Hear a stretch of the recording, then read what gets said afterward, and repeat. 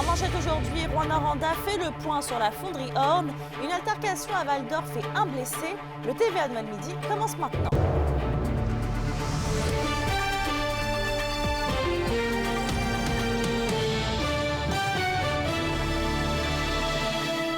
Bon lundi et merci d'être sur nos ondes. Ça fait maintenant près d'un an que le gouvernement Legault dévoilait son plan d'action gouvernemental pour soutenir et accompagner la ville de Rwanda. Et Alexandre, la mairesse d'Allaire, a d'ailleurs fait le point aujourd'hui. Oui, Mélissa, c'est à 13h30 que Diane Dallaire prendra la parole à l'hôtel de ville cet après-midi. Ce qu'on sait pour le moment, c'est que la mairesse aurait eu plusieurs rencontres dans les 2 dernières semaines avec des équipes du gouvernement pour faire avancer le dossier. En ce sens, on nous dit que la Ville veut aujourd'hui réitérer sa position face à l'enjeu et étaler les avancées de les dernières semaines. Et je le rappelle, cette conférence, elle vient tout juste un an après l'annonce du plan d'action gouvernemental. Ce plan qui donnait le feu vert à l'atteinte du 15 nanogrammes par mètre cube dans l'air d'ici 2027 et à la relocalisation du quartier Notre-Dame. Un an plus tard, il n'y a toujours pas d'échéancier dans le dossier. Et il y a aussi la zone tampon qui risque d'être discutée. Donc Alexandre, est-ce qu'on sait davantage sur les compensations ou alors les dédommagements d'argent offert aux résidents relocalisés? Non, absolument rien, Mélissa. Toutefois, on assure toujours que personne n'aura à débourser quoi que ce soit. On rappelle que Québec avait investi 58 millions de dollars pour la relocalisation des ménages du quartier Notre-Dame et que Glencore consacrait pour sa part jusqu'à 30 millions à l'acquisition et à la démolition des résidences. L'histoire avait fait grand bruit partout à travers le pays et Rouyn-Noranda avait alors été mise à mal, selon les mots de Diane Dallaire. Le gouvernement du Québec s'était donc engagé à mettre en place un plan d'action afin de soutenir la ville pour développer notamment son attractivité et son image. Un plan sur 5 ans, est-ce qu'on aura le droit à une annonce en ce sens cet après-midi? Je vous reviendrai avec un topo complet sur ce point de presse ce soir. Oui, ça ne pas manquer. Merci Alexandre. À tout à l'heure. La question du jour TVA, une présentation de Mobilier Bélan qui vous offre depuis plus de 50 ans un service de qualité et un grand choix de matelas, mobilier, électro au prix compétitif que vous recherchez. Et à la question du jour, on vous demande, pensez-vous que le gouvernement gère bien jusqu'à présent le dossier de la fonderie Horn? Pour voter et commenter, rendez-vous au tva.abitibi.ca.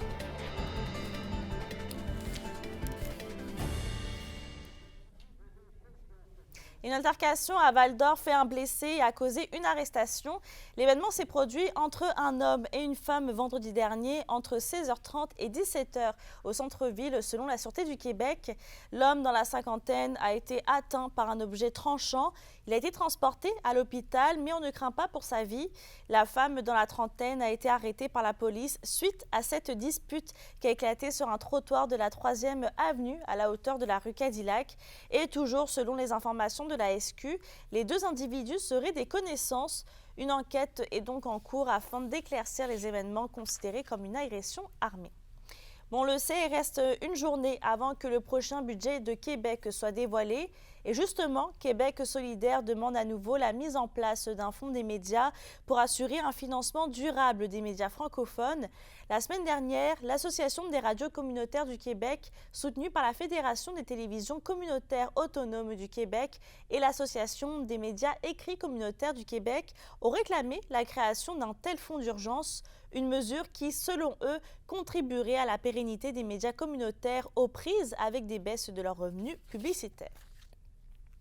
Et on va parler maintenant de logement. Les travailleurs qui proviennent d'ailleurs dans la province ont souvent de la difficulté à trouver une chambre ou un logement pour une location de courte à moyenne durée. C'est du moins ce que remarque la firme Brouillette, une agence de placement qui envoie plusieurs employés, notamment dans le secteur de la santé en Abitibi-Témiscamingue. Et en raison de la pénurie de loyers et de la complexité des locations, l'entreprise s'est tournée vers Walk and Stay, une plateforme en ligne pour trouver des chambres à louer dans la région. En fait, nous, quand on a des mandats qui se confirment, il faut évidemment toujours trouver un logement pour tout ce qui est région éloignée. Et c'est là où c'est un petit peu compliqué. Il fallait contacter beaucoup via les réseaux sociaux des propriétaires qui, eux, ont du mal à faire confiance parce qu'ils se disent aussi: Est-ce que la personne va vraiment venir? Est-ce qu'on est fiable?» Il y a tellement d'arnaques dont on entend parler dans les réseaux que c'est un petit peu et dans les médias, que c'est difficile de se faire confiance aussi quand on ne se connaît pas. Les entreprises engagent beaucoup de travailleurs à l'extérieur de la région dû au manque de main-d'œuvre. Donc, ces travailleurs-là ont besoin d'être hébergés. Donc, on vient vraiment pallier à ce besoin-là, là, qui est très présent ici en Abitibi puis un peu partout au Québec également. Dans un autre dossier, une nouvelle table nationale de concertation en matière d'exploitation sexuelle voit le jour. C'est le ministre de la Sécurité publique, François Bonnardel, qui en a fait l'annonce. Et l'objectif est d'assurer une meilleure gestion des tables régionales existantes et ainsi améliorer les services pour les victimes d'exploitation sexuelle. Cette nouvelle table reçoit donc un financement de 250 000 $ pour les 2 prochaines années. Et on rappelle que le Calax, l'Étoile du Nord, nous avait confié la semaine dernière que la prostitution en région est plus présente que jamais en raison des réseaux sociaux. Parlons de développement durable puisqu'un service de compostage est maintenant disponible au campus de Val-d'Or de l'Université du Québec en Abitibi-Témiscamingue. L'UQAT répond en fait au défi que lui avait lancé la MRC de la Vallée de l'Or de devenir la première organisation ou d'établissement d'enseignement supérieur du territoire à participer à la collecte des matières organiques. C'est un projet pilote qui répond donc également aux préoccupations environnementales de la communauté étudiante et du personnel. Et bonne nouvelle pour les propriétaires de bateaux, 15 nouvelles stations de nettoyage d'embarcations pour les bateaux vont être aménagées d'ici la fin 2025. C'est ce que confirme le Conseil régional de l'environnement de l'Abitibi-Témiscamingue. Il sera donc plus facile pour les propriétaires d'embarcations de laver leurs bateaux dans la région. D'ailleurs, 5 stations vont être installées dès ce printemps dans la vallée de l'Or et au sud du Témiscamingue. Le projet de 230 000 $ est financé par le Fonds Région et Ruralité du ministère des Affaires municipales et de l'Habitation.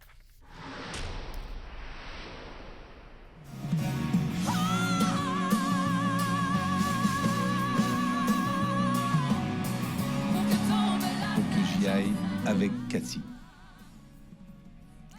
Et c'est hier qu'avait lieu le premier duel de la Rwanda-Rwandienne Cathy Vachon à l'émission La Voix sur TVA. Elle a interprété la chanson La neige au Sahara d'Angoun et a remporté la bataille face à sa rivale Sarah-Ève Proulx. Mario Pelcha, vous l'avez entendu, mais a tranché en faveur de la Bitibienne en rappelant la solidité de la voix de la chanteuse de la région. Et triste nouvelle dans le monde culturel, la poétesse et dramaturge abitibienne Margot Lemire, qui était originaire de Poulari, est décédée le 10 mars dernier à l'âge de 77 ans. Elle a confondé la Pariole il y a 25 ans, qui est entre autres derrière le show de la Motte.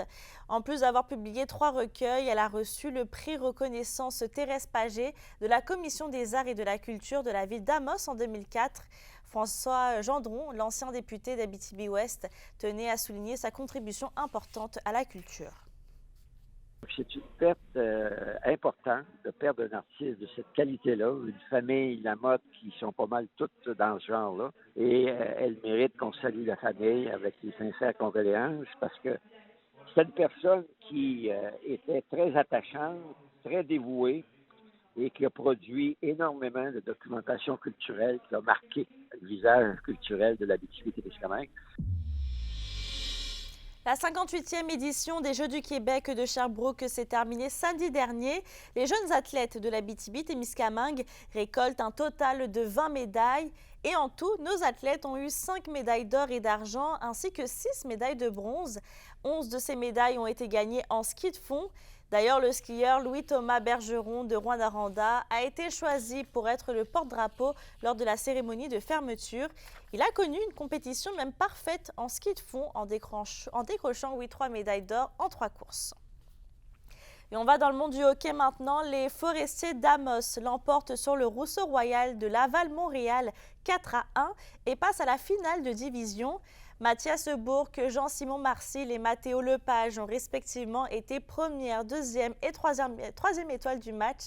Les Forestiers d'Amos affronteront donc en finale de division dans une série de 3 de 5 les Vikings de Saint-Eustache et ce dès jeudi et vendredi sur la route. Un parcours mérité selon l'entraîneur. Nous autres, on a vraiment une équipe où on peut faire jouer tous nos joueurs à peu près de façon équitable. Ça, je pense que c'est une de nos forces. Il y a des équipes, comme tu dis, qui se fient sur certains piliers. Ils ont quelques joueurs qui sont plus dominants que les autres. Nous, c'est pas notre cas. Nous, on a vraiment 20 joueurs qui sont engagés puis 20 joueurs qu'on peut utiliser. Donc, ça, je qualifie que c'est une de nos forces. Et c'est une fin de semaine en demi-teinte pour les Huskies de Rouyn-Noranda à domicile. Dimanche, la Meute n'a laissé aucune chance aux Cataractes de Shawinigan en l'emportant 4-0. William Rousseau a d'ailleurs été la première étoile du match en bloquant 30 tirs. Il inscrit donc son nom dans le livre des records avec un 8e blanchissage cette saison. Le week-end de l'équipe rouyn-norandienne avait par contre mal commencé samedi avec une défaite de 3-2 contre le Phoenix de Sherbrooke. Le défenseur Alex Carr des Huskies a marqué les 2 buts. Le prochain match de la Meute est ce mercredi contre les Tigres de Victoriaville. Et de leur côté, les foreurs de Val-d'Or continuent de naviguer sur la route de la malchance. Samedi, les Cataractes de Shawinigan l'ont emporté 3-2, malgré que le Vert et Or se soit bien battu. Samuel Fiala a été la première étoile du match, alors qu'Émile Beaunoyer a été la 3e étoile en bloquant 34 tirs. Vendredi, le Phoenix de Sherbrooke a eu raison des foreurs par la marque de 4-1. Émile Beaunoyer a offert pourtant une belle performance en étant la 2e étoile du match pour avoir empêché 25 tirs. Le prochain affrontement est ce mercredi contre les Voltigeurs de Drummondville au centre Marcel Dionne. Et à la météo aujourd'hui, on va profiter du soleil sur tous les secteurs. Côté température, il va faire un maximum de 2 et 3 degrés avec un refroidissement éolien allant jusqu'à -11 cet après-midi. Pour ce soir et cette nuit, il y aura des ennuagements tôt ce soir dans la région avec un dégagement au Témiscamingue. Il fera un minimum de -13 et -8 degrés. Et je termine avec les policiers de la MRC de la Vallée de l'Or qui ont arrêté 12 personnes en lien avec de la conduite avec des capacités affaiblies la semaine dernière.